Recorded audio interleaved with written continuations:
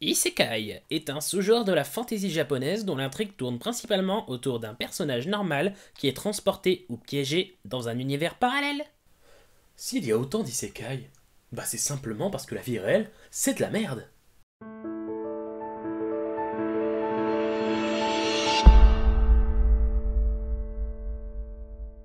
Maintenant que vous savez ce que c'est un isekai, je vais vous parler un petit peu de toutes ces catégories qui existent.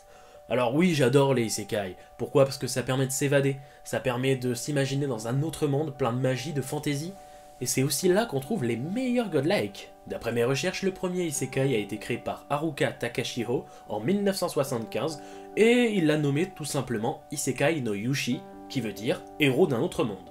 Dans les isekai les plus classiques, les plus populaires sont Digimon et Le Voyage de Chihiro. Donc évidemment ça vous dit quelque chose, mais vous ne saviez peut-être pas que c'était considéré comme un isekai, parce que évidemment il voyage dans un autre monde. Alors tout ça a un petit peu changé, maintenant on a deux catégories de isekai. Alors tout d'abord le isekai tenhi, qui veut tout simplement dire transition vers un autre monde, donc c'est tout ce qui est invocation ou portail menant vers un autre monde. Et le deuxième est évidemment isekai tensei, donc réincarnation vers un autre monde. Alors évidemment dans tous les cas on a les clichés les plus connus, donc le harem bien sûr, le roi démon et le personnage principal qui est soit surpuissant, soit qui évolue très rapidement. Alors bien sûr c'est pas forcément un défaut d'avoir des clichés, mais il faut savoir bien les utiliser. Alors je peux vous citer quelques exemples d'isekai bien clichés comme Zero no Tsukaima, Isekai Meikyu no Harem O, ou encore Isekai wa Smartphone to Tomoni. Oui, smartphone.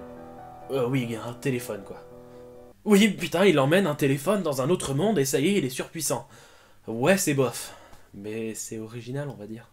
Alors comme je vous le disais, les clichés peuvent être très bien utilisés, comme Grimgar, l'anime sorti sur Wakanim, ou encore Mushoku Tensei, qui est rempli de clichés.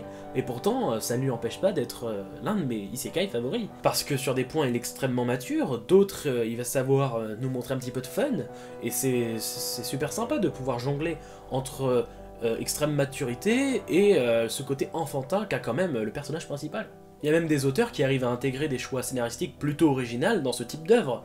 Par exemple, faire en sorte que les monstres soient en fait des plantes comestibles, ou encore de choisir une femme comme héroïne, tout en laissant les mêmes codes de ces isekai où on voit des harems. D'invoquer toute une classe, sauf une personne qui va devoir vivre dans le monde réel avec des pouvoirs, ou encore de se réincarner en créature ou en objet.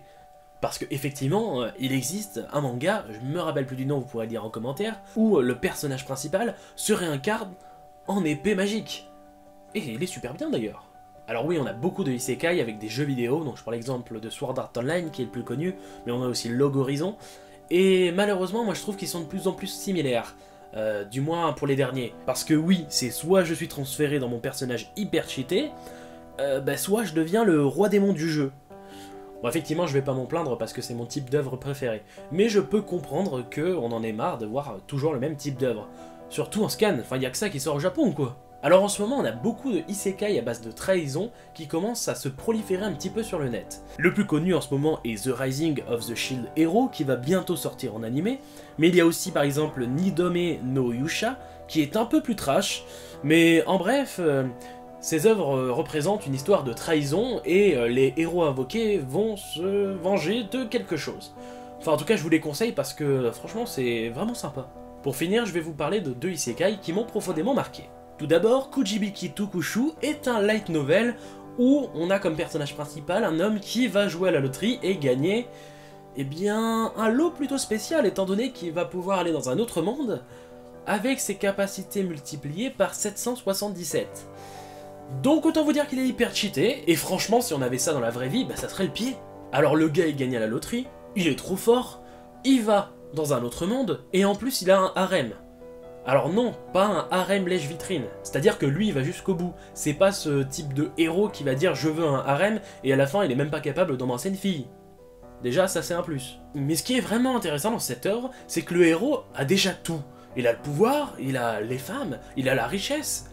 Et pourtant, l'auteur arrive à nous montrer des moments vraiment captivants. Donc on pourrait se dire, on va se faire chier dans cette œuvre. Eh bien non, l'auteur arrive à nous trouver des moments extrêmement captivants, et ça, c'est vraiment intéressant. C'est comme si dans un jeu vidéo, on avait terminé l'histoire principale, et qu'au lieu de se faire chier, on allait avoir du post-game à fond, et qu'on allait s'éclater.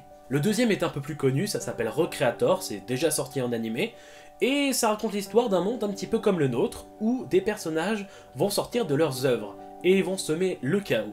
Alors je vais pas vous en dire plus que ça pour ne pas vous spoiler, mais c'est vraiment une œuvre intéressante. Parce qu'effectivement j'avais toujours rêvé de voir un petit peu cette transition entre les œuvres et le monde réel, et ça j'aime beaucoup. Alors effectivement, je pense pas qu'il l'a exploité au maximum, Recreator, mais en tout cas, ça reste un très bon animé. Donc comme vous l'avez compris, c'est mon genre préféré, donc je ne suis pas très objectif.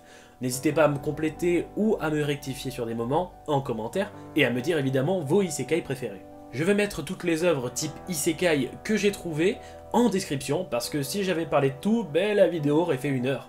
Et c'est pas le but. En attendant, j'espère que cette vidéo vous a plu. Moi, je vous retrouve sur une prochaine vidéo sur Manga Corp. D'ici là, portez-vous bien, et hoche!